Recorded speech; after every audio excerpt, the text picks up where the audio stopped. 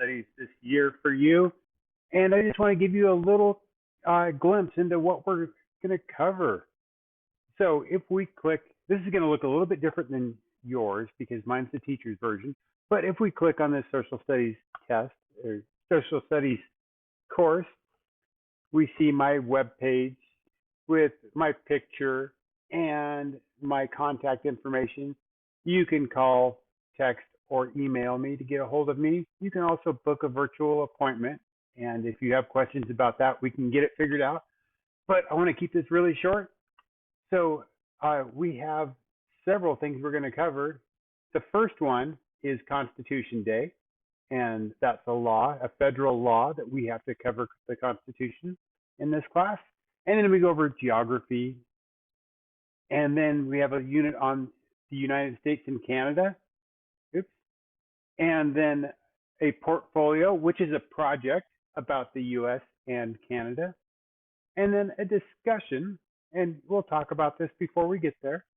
And then our last unit is Australia and the Pacific, sometimes called Oceania.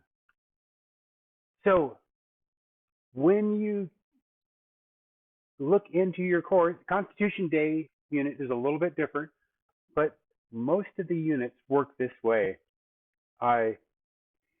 They have, and again, this looks different because I'm the teacher and mine has a little bit different view.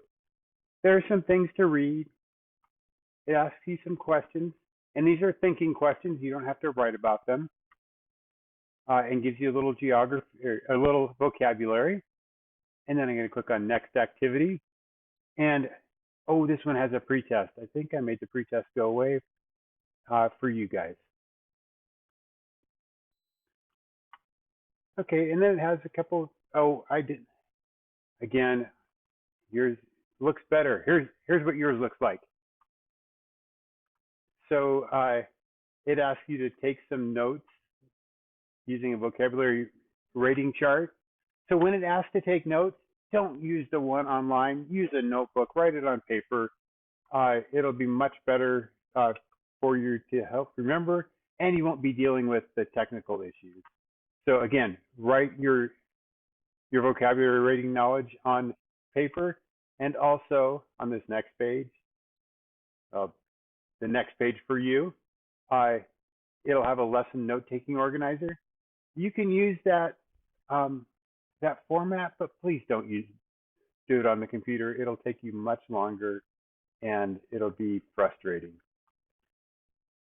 The last thing I'm going to show you is that most of these units have a link to an online textbook. It takes a little time to load.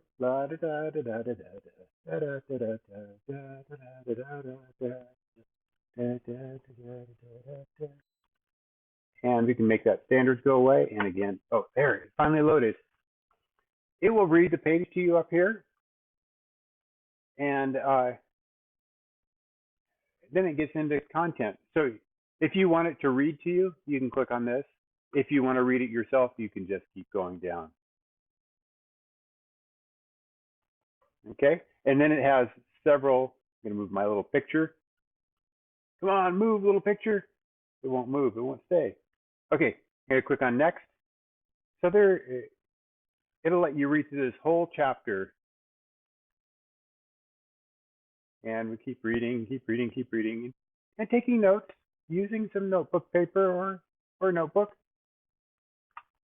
But what it'll let you do is, I'm just going to keep going through this quickly and show you what it looks like at the end of the chapter.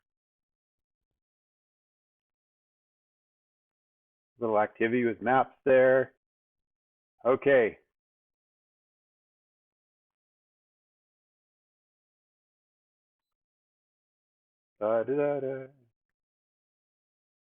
What, did it go to lesson 2 on me? It didn't let me do this last year. Okay, we're all learning together sometimes. That was lesson 2. Is this lesson 1? Yeah. So when you get to the end of lesson 1, you can quit.